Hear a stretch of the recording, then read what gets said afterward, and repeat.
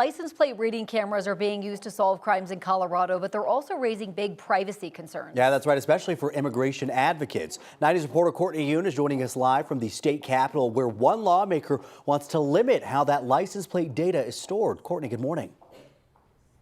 Yeah, good morning, Jordan and Corey. In most cases, this would require law enforcement to obtain a warrant before being able to access that data that these cameras collect. The legislation comes after multiple Colorado police departments inadvertently shared data from license plate camera readers to federal immigration agencies. The bill is being drafted by Democratic State Senator Judy Amabile. She says she's been working with the ACLU and a local privacy advocate to stop warrantless surveillance and keep the data local. The bill says government cannot track or share people's whereabouts through these cameras unless it has a warrant, permission from the person being tracked, if a person's car has been reported stolen and they gave permission, emergencies where there's no time to get a warrant, or for tolling and parking enforcement purposes. The legislation would not prevent local government from imposing stricter regulations or banning the cameras entirely.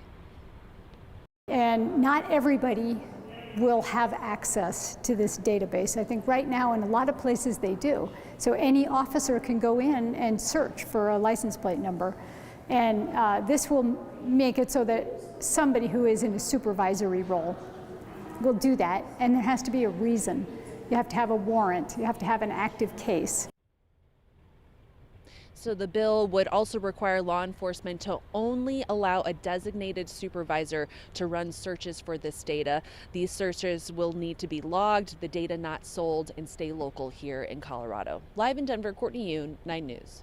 Courtney, thank you. Denver voters overwhelmingly chose to give more city employees the power to join unions and bargain with the city.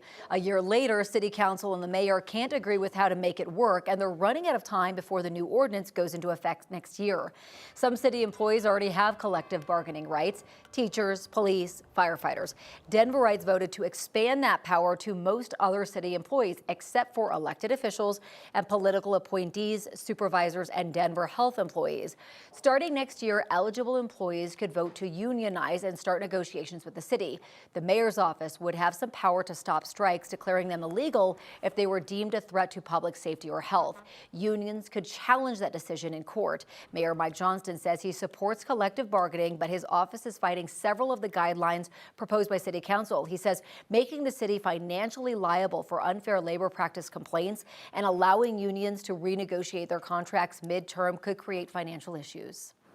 We have a number of bargaining contracts to manage now. We'll have more in the future. If we added the prospect of renegotiating midterm with any number of those entities, could be significantly new cost and challenge for the city. If my job duties were changed so significantly, as we've seen city employees' jobs change so significantly multiple times over the last 6 years, I might want to bargain again or open up a particular item. The changes are largely backed by progressives on city council. They're supposed to take a final vote next week. The mayor says he wants to find a compromise by then. Next year, students in the Poudre School District will start class a few days later than usual. Last night, the Board of Education approved a new calendar, pushing back the start date. The district had to dismiss most students early for several days at the start of this school year because it was too hot. Dozens of schools don't have air conditioning. The new schedule makes the first semester about 2 weeks shorter than the second. The board says it makes the best of a bad situation, but some teachers actually say that the number of days missing from the fall semester takes valuable classroom time from students.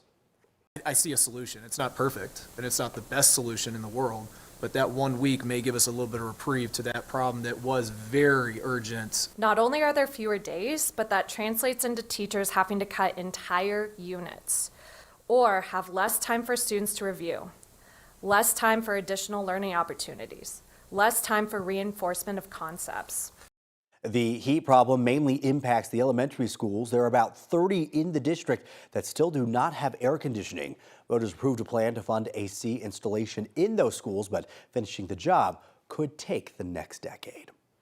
Regis University has the green light to redevelop some of its campus. This week, the Denver City Council unanimously approved 2 rezoning requests. The university asked the city for permission to make better use of its land along Federal Boulevard. It's currently used for things like parking and fast food restaurants. The approved request paves the way for a mixed-use development. The zoning allows the buildings to be up to 5 stories tall or 7 stories with certain criteria, but there is not a detailed plan for a project just yet. New this morning, body camera footage shows the moments that officers confront the man accused of shooting United Health CEO Brian Thompson. Take a look at this. So this footage was taken almost exactly a year ago to the day, 5 days after Thompson was gunned down in New York City. An employee at this McDonald's in Pennsylvania called police after reportedly recognizing Mangione. Yeah, sure. Appreciate it. Thank you. Okay. What's your name? Mark. What is it? Mark. Mark? Yes, sir. Mark what? Rosario. Rosario? Someone called tonight. They thought you were suspicious. Oh, I'm sorry. Do you have your ID on you? Yes, sir. Thanks. The moments that come next could change the entire case because one of the officers winds up searching Mangione's backpack, finding a gun and other critical evidence in the case. The problem is the officers did not have a warrant to search the bag. The 2 officers on scene disagreed about whether they needed one. Because of this, the defense argues that all of the evidence found in the backpack should be tossed. The officer testified that she searched the bag because she was concerned that there was a bomb inside. Mangione has pleaded not guilty to state and federal murder charges. Also new this morning, the Senate is taking up a new investigation into the housing affordability crisis. Specifically, the Joint Economic Committee wants to know about investment groups buying up trailer parks. Some advocates report that mobile home residents report lot rental hikes doubling along with junk fees. Some advocates report that mobile home residents report lot rental hikes doubling. And according to the senator, Maggie Hassan, investing firms have ramped up the purchase of these homes, buying almost a quarter of all mobile home parks sold in the last 2 years. Mobile home communities have also been a hot topic here in Colorado, often acting as a more affordable foothold in the housing market. You may remember 9 News has covered the story of Milner Park, a mobile home community near Steamboat. Neighbors there were able to form a co-op and buy the park for themselves. And speaking of Steamboat, the snow is swirling up at the stake. This is at the Thunderhead Lodge up at 9,000 feet. We're seeing some flakes coming down this morning. Katie, I know on the Front Range we don't have any snow in the forecast. What about parts of the high country? Parts of the high country, it's this morning and yesterday where we really for the rest of the week will see the chance for snow. 24-hour snowfall reports for some of our ski resorts. Not impressive, but at least it's something. Steamboat Springs down through Eldora, Breckenridge and Keystone coming in at 1. Loveland ski area at 4 inches over the past 24 hours. A lot of it fell yesterday, and this morning some lingering flurries in spots. The base, though, we could definitely use some more snowfall. Less than half of the terrain open at Winter Park. At least over the weekend, we saw some really good snowfall amounts with that last storm. This morning, we are still picking up some flurry activity near Steamboat Springs, the Park Mountain Range. No winter weather advisories, though, in place. Looking a little bare on the snow stake there in Breckenridge, and snowfall amounts will be less than a half of an inch, it looks like, for the rest of the storm. A pretty dry rest of the week and into the weekend with unseasonably warm weather. I'll have full details in your report still to come, Corey.